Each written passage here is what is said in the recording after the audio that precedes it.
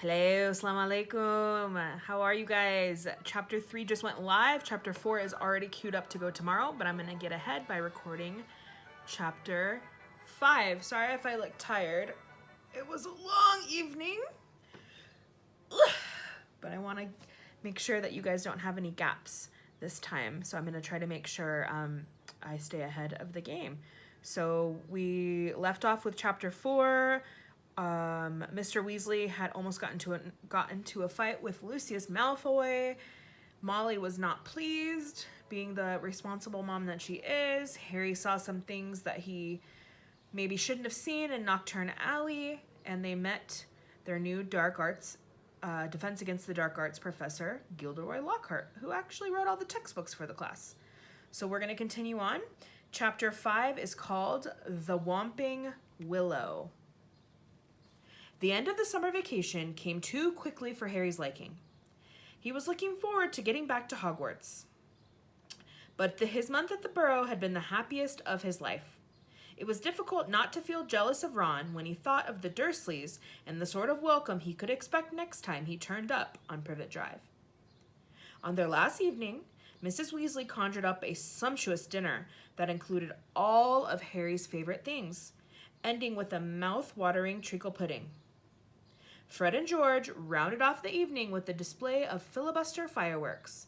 They filled the kitchen with red and blue stars that bounced from ceiling to wall for at least half an hour.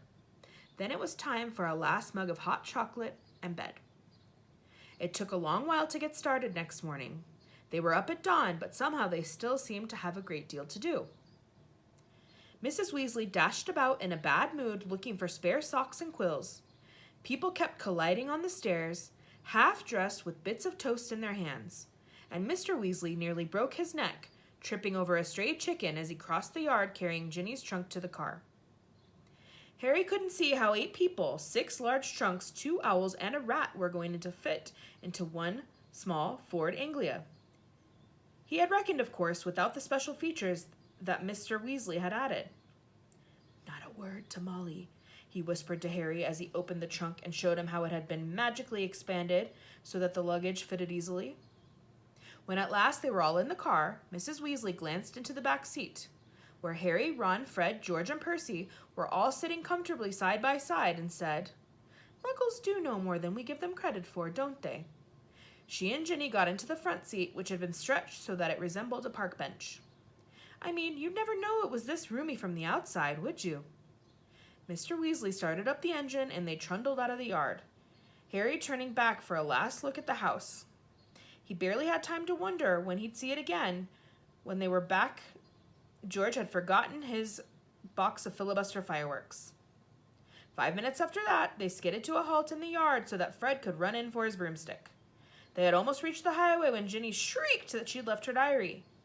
By the time she had clambered back into the car, they were running very late, and tempers were running high. Mr. Weasley glanced at his watch, and then at his wife. "Molly, dear, no Arthur." "No one could see. This little button here is an invisibility booster I installed. That'd get us up into the air, then we fly above the clouds. We'd be there in 10 minutes and no one would be the wiser. I said no, Arthur, not in broad daylight." They reached King's Cross at 11:15. Mr. Weasley dashed across the road to get trolleys for their trunks, and they all hurried into the station. Harry had caught the Hogwarts Express the previous year. The tricky part was getting onto platform 9 3/4, which wasn't visible to the Muggle eye.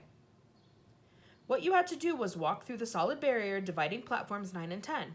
It didn't hurt, but it had to be done carefully so that none of the Muggles noticed you vanishing. "Percy first," said Mrs. Weasley, looking nervously at the clock overhead, which showed they only had 5 minutes to disappear casually through the barrier. Percy strode briskly forward and vanished. Mr. Weasley went next. Fred and George followed. "I'll take Ginny, and you two come right after us," Mrs. Weasley told Harry and Ron, grabbing Ginny's hand and setting off. In the blink of an eye, they were gone. "Let's go together. We've only a minute," Ron said to Harry. Harry made sure that Hedwig's cage was safely wedged on top of his trunk and wheeled his trolley around to face the barrier. He felt perfectly confident. This wasn't nearly as uncomfortable as using Floo powder. Both of them bent low over the handles of their trolleys and walked purposely toward the barrier, gathering speed. A few feet away from it, they broke into a run and crash. Both trolleys hit the barrier and bounced backward. Ron's trunk fell off with a loud thump.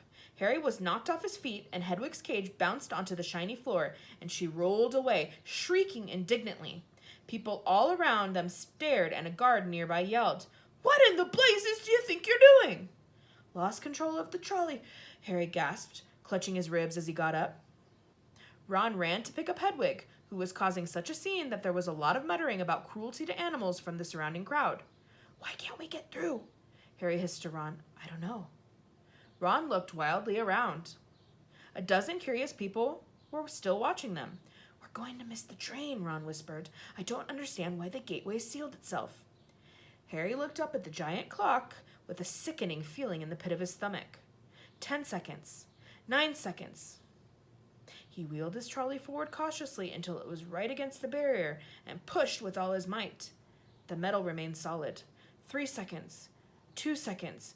1 second. "It's gone," said Ron, sounding stunned. "The train's left. What if Mom and Dad can't get back through to us? Have you got any Muggle money?" And they marched off through the crowd of curious Muggles out of the station and back onto the side road where the old Fort Anglia was parked. Ron unlocked the cavernous trunk with a series of taps from his wand. They heaved their luggage back in, put Hedwig on the back seat, and got into the front. "Check that no one's watching," said Ron, starting the ignition with another tap of his wand. Harry stuck his head out of the window. Traffic was rumbling along the main road ahead, but their street was empty. "Okay," he said. Ron pressed a tiny silver button on the dashboard. The car around them vanished, and so did they. Harry could feel the seat vibrating beneath him, hear the engine, feel his hands on his knees and his glasses on his nose. But for all he could see, he had become a pair of eyeballs, floating a few feet above the ground in a dingy street full of parked cars. "Let's go," said Ron's voice from his right. And the ground and the dirty buildings on either side fell away, dropping out of sight as the car rose. In seconds, the whole of London lay smoky and glittering below them. Then there was a popping noise, and the car. Harry and Ron reappeared. "Uh-oh," said Ron, jabbing at the invisibility booster. "It's faulty." Both of them pummeled it. The car vanished, then it flickered back again. "Hold on," Ron yelled, and he slammed his foot on the accelerator. They shot straight into the low, woolly clouds, and everything turned dull and foggy. "Now what?" said Harry, blinking at the solid mass of cloud pressing in on them from all sides. "We need to see the train to know what direction to go in. Dip back down, quickly."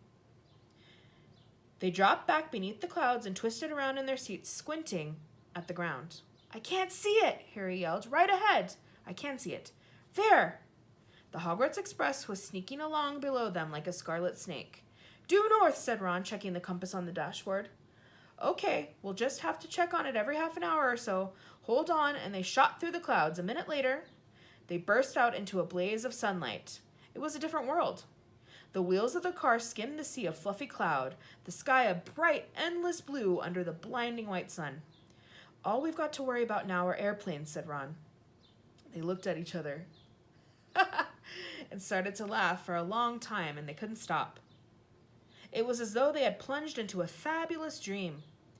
This, thought Harry, was surely the only way to travel, past swirls and turrets of snowy cloud in a car full of hot, bright sunlight, with a fat pack of toffees in the glove compartment, and the prospect of seeing Fred and George's jealous faces when they landed smoothly and spectacularly on the sweeping lawn in front of Hogwarts Castle. They made regular checks on the train as they flew farther and further north, each dip beneath the clouds showing them a different view. London was soon far behind them, replaced by neat green fields that gave way and turned to wide purplish moors, a great city alive with cars like multicolored ants, villages with tiny toy churches. Several uneventful hours later, however, Harry had to admit that some of the fun was wearing off. The toffees had made them extremely thirsty, and they had nothing to drink. He and Ron had pulled off their sweaters, but Harry's t-shirt was sticking to the back of his seat, and his glasses kept sliding down the end of his sweaty nose. He had stopped noticing the fantastic cloud shapes now, and was thinking longingly of the train miles below, where you can buy ice-cold pumpkin juice from a trolley pushed by a plump witch. Why hadn't they been able to get onto platform 9 3/4? "Can't be much further, can it?" croaked Ron, hours later still, as the sun started to sink into the floor of the cloud. staining it a deep pink. Ready for another check on the train? It was still right below them, winding its way past a snow-capped mountain. It was much darker beneath the canopy of clouds. Ron put his foot on the accelerator and drove them upward again, but as he did so, the engine began to whine. Harry and Ron exchanged nervous glances. "It's probably just tired," said Ron. "It's never been this far before." And they both pretended not to notice the whining growing louder and louder as the sky became steadily darker. Stars were blossoming in the blackness. Harry pulled his sweater back on, trying to ignore the way the windshield wipers were now waving feebly, as though in protest. "Not far," said Ron, more to the car than Harry. "Not far now," and he patted the dashboard nervously. When they flew back underneath the clouds, a little while later, they had to squint through the darkness for a landmark they knew. "There!" Harry shouted, making Ron and Hedwig jump. "Straight ahead!" Silhouetted on the dark horizon, high on the cliff over the lake, stood the many turrets and towers of Hogwarts Castle. But the car had begun to shudder and was losing speed. "Come on," Ron said cajolingly, giving the steering wheel a little shake. "Nearly there, come on." The engine groaned. Narrow jets of steam were rising, issuing from under the hood. Harry found himself gripping the edges of his seat very hard as they flew toward the lake. The car gave a nasty wobble. Glancing out of his window, Harry saw the smooth, black, glassy surface of the water a mile below. Ron's knuckles were white on the steering wheel. The car wobbled again. "Come on," Ron muttered. They were over the lake. The castle was right ahead. Ron put his foot down. There was a loud clunk, a splutter, and the engine died completely. "Uh-oh," said Ron into the silence. The nose of the car dropped. They were falling, gathering speed, heading straight for the solid castle wall. "No!" Ron yelled, swinging the steering wheel around. They missed the dark stone wall by inches as the car turned in a great arc, soaring over the dark greenhouse. Then the vegetable patch, and then out over the black lawns, losing altitude all the time. Ron let go of the steering wheel completely and pulled his wand out of his back pocket. "Stop, stop!" he yelled, whacking the dashboard and the windshield, but they were still plummeting, the ground flying up toward them. "Watch out for that tree!" Harry bellowed, lunging for the steering wheel, but too late. Crunch. With an ear-splitting bang of metal on wood, they hit the thick tree trunk and dropped to the ground with a heavy jolt. Steam was billowing from under the crumpled hood. Hedwig was shrieking in terror. A golf ball-sized lump was forming in Harry's head where he had hit the windshield. And to his right, Ron let out a low, despairing groan. "Are you okay?" Harry said urgently. "My wand," said Ron in a shaky voice. "Look at my wand." It had snapped almost in two. The tip was dangling limply, held on by a few splinters.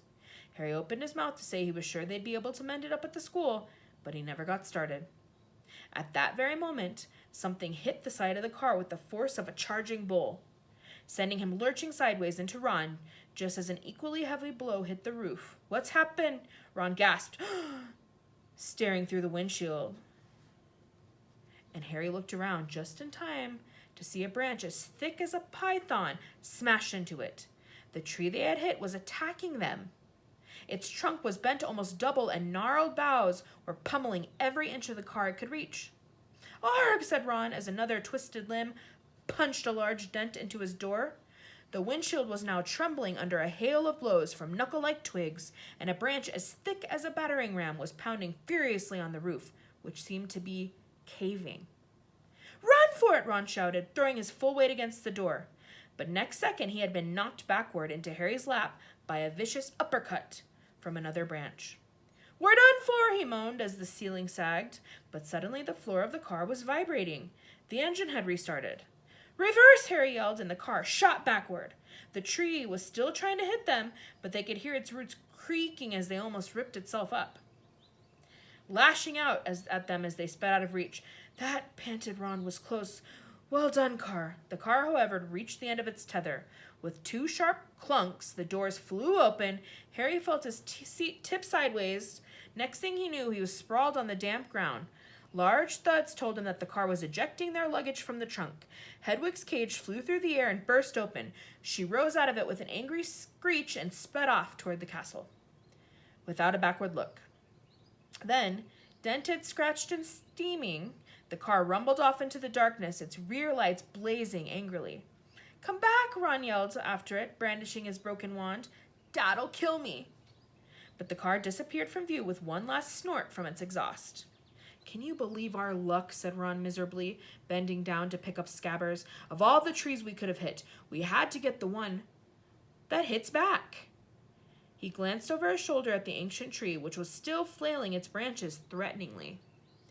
"Come on," said Harry weakly. "We'd better get up to the school."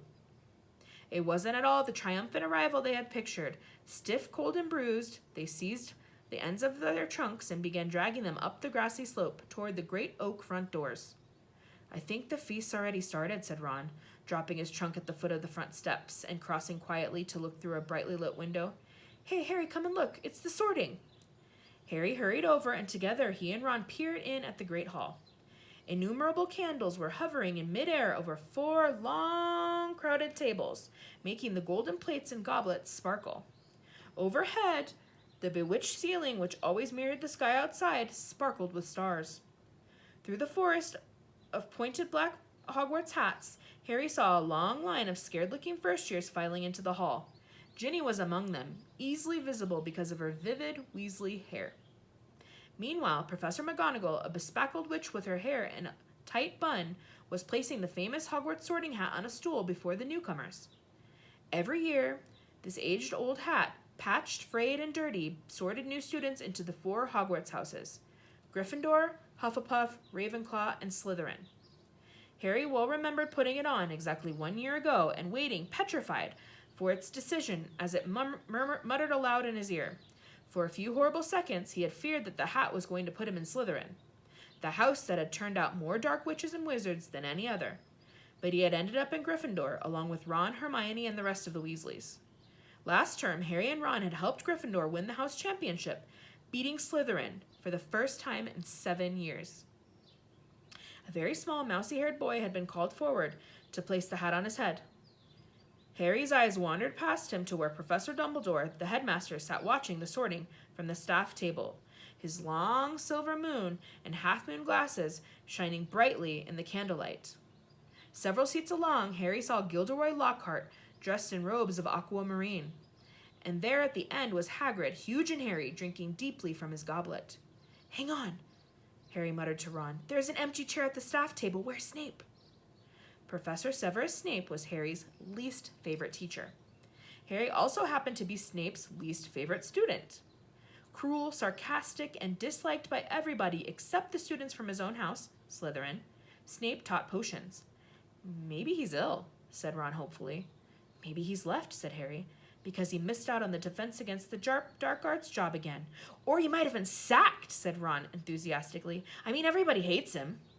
"Or maybe," said a very cold voice right behind them, "he's waiting to hear why you two didn't arrive on the school train." Harry spun around. There, his black robes rippling in a cold breeze, stood Severus Snape. He was a thin man with sallow skin, a hooked nose, and greasy, shoulder-length black hair.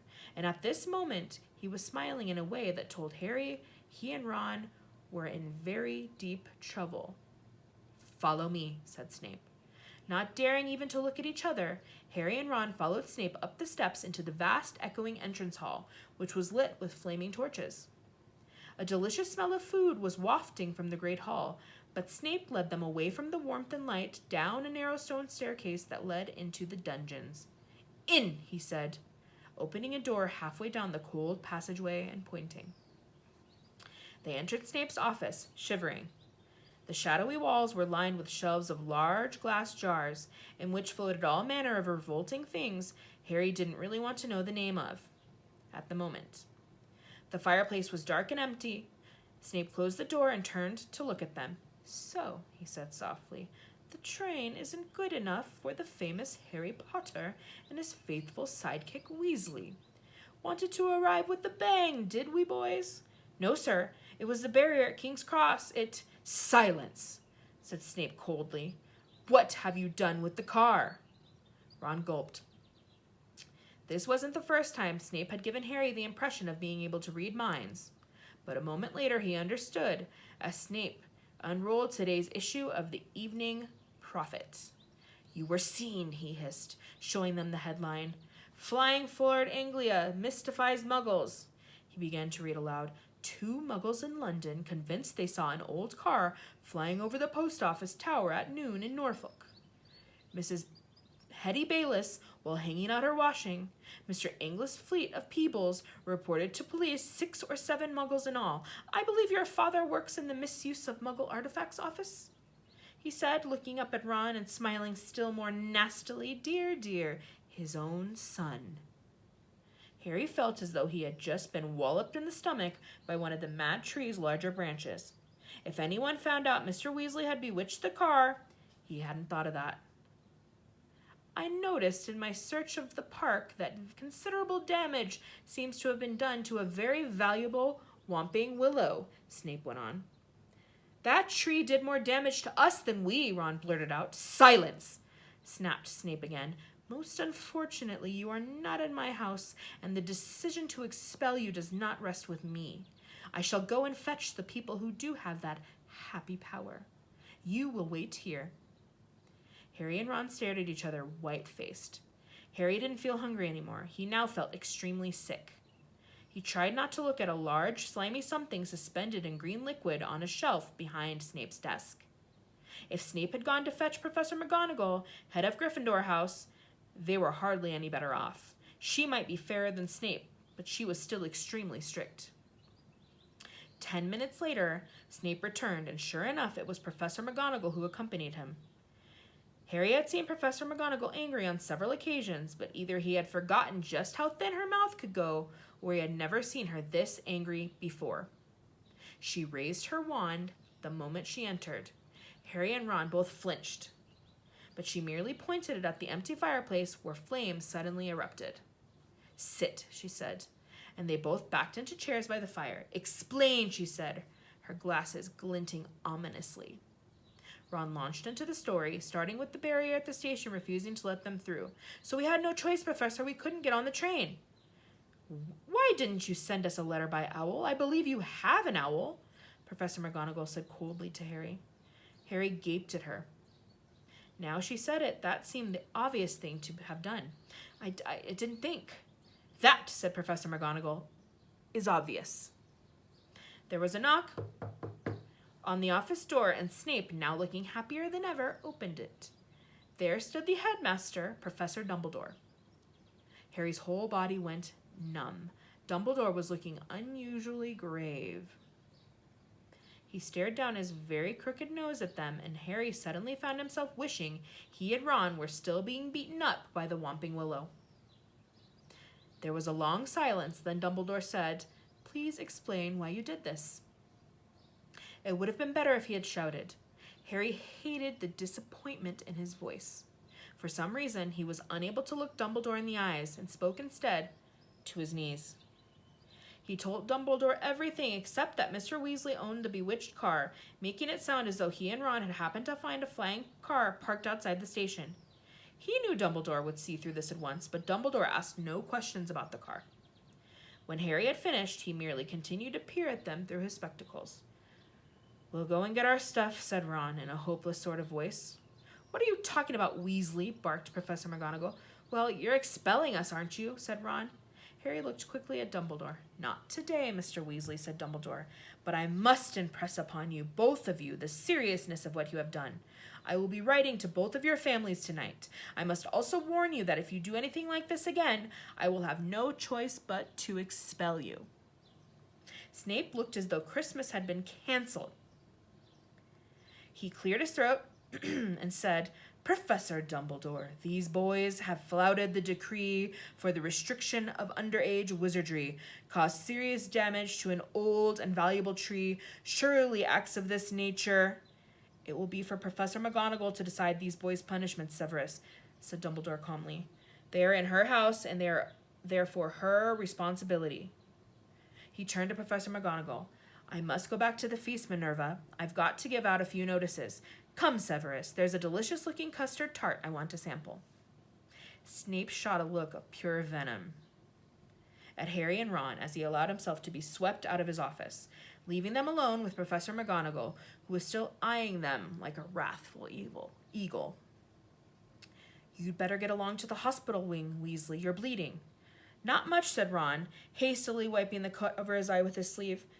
"Professor, I wanted to watch my sister being sorted."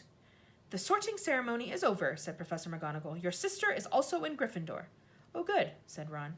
"And speaking of Gryffindor," Professor McGonagall said sharply, but Harry cut in. "Professor, when we took the car, term hadn't started, so Gryffindor shouldn't really have points taken from it. Should it?" he finished, while watching her anxiously. Professor McGonagall gave him a piercing look, but he was sure she had almost smiled. Her mouth looked less thin anyway. "I will not take any points from Gryffindor," she said, and Harry's heart lightened considerably. "But you will both get detention."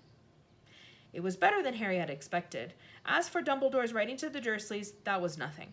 Harry knew perfectly well they'd just be disappointed that the Whomping Willow hadn't squashed him flat.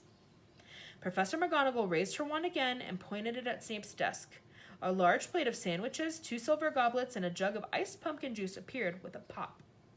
"You will eat in here, and then you will go straight to your dormitory," she said. "I must also return to the feast." When the door had closed behind her, Ron let out a long, low whistle. "I thought we'd had it," he said, grabbing his sandwich. "So did I," said Harry, taking one too. "Can you believe our luck, though?" said Ron thickly through a mouthful of chicken and ham. "Fred and George must have flown the car 5 or 6 times and no Muggle ever saw them." He swallowed and took another huge bite. "Why couldn't we get through the barrier?" Harry shrugged. "We'll have to watch our step from now on, though," he said, taking a grateful swig of pumpkin juice. "Wish we could have gone up to the feast." "She didn't want us showing off," said Ron sagely. "Doesn't want people to think it's clever, arriving by flying car." When they had eaten as many sandwiches as they could, the plate kept refilling itself, they rose and left the office, treading the familiar path to Gryffindor Tower. The castle was quiet. It seemed that the feast was over.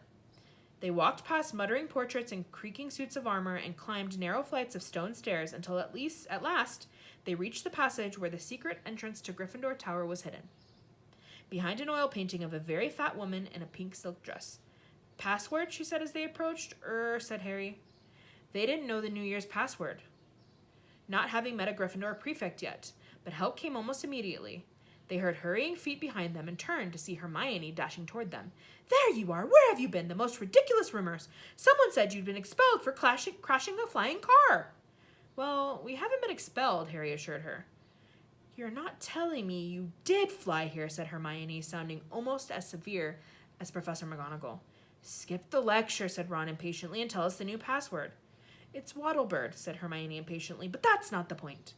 Her words were cut short, however, as the portal of the fat lady swung open, and there was a sudden storm of clapping.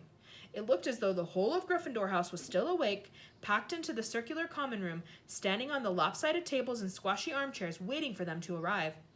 Arms reached through the portrait hole to pull Harry and Ron inside, leaving Hermione to scramble in after them. "Brilliant!" yelled Lee Jordan. "Inspired! What an entrance! Flying a car right into the Whomping Willow? People will be talking about that one for years." "Good for you," said a 5th-year Harry had never spoken to. Someone was patting him on the back as though he just won a marathon. Fred and George pushed their way to the front of the crowd and said together, "Why couldn't we have come in the car, eh?" Ron was scarlet in the face, grinning embarrassed. But Harry could see one person who didn't look happy at all. Percy was visible over the heads of some excited first-years, and he seemed to be trying to get near enough to start telling them off. Harry nudged Ron in the ribs and nodded in Percy's direction. Ron got the point at once. "Got to get upstairs, bit tired," he said. And the two of them started pushing their way toward the door on the other side of the room, which led to a spiral staircase in the dormitories. "Night," Harry called back to Hermione, who was wearing a scowl just like Percy's. They managed to get to the other side of the common room, still having their backs slapped, and gained the piece of the staircase.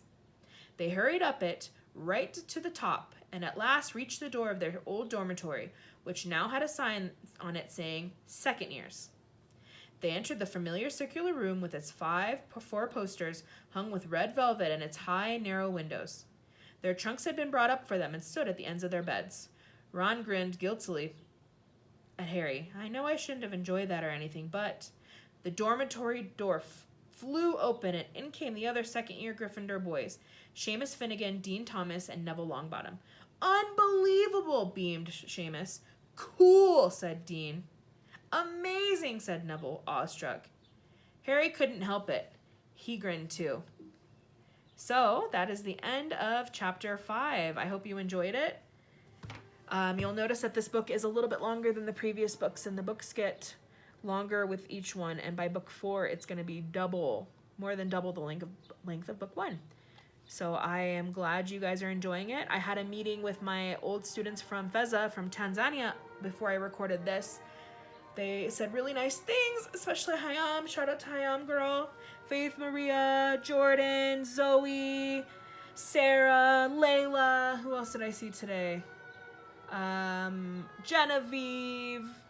It was really nice to see all of you. So inshallah, you're watching chapter 3 now. Chapter 4 will upload the following day, and then this chapter. Okay, enjoy the rest of your day. I hope fasting is going well for those of you who are fasting. And I hope everybody is keeping up with their homework and having a great day. Assalamu alaikum. Bye.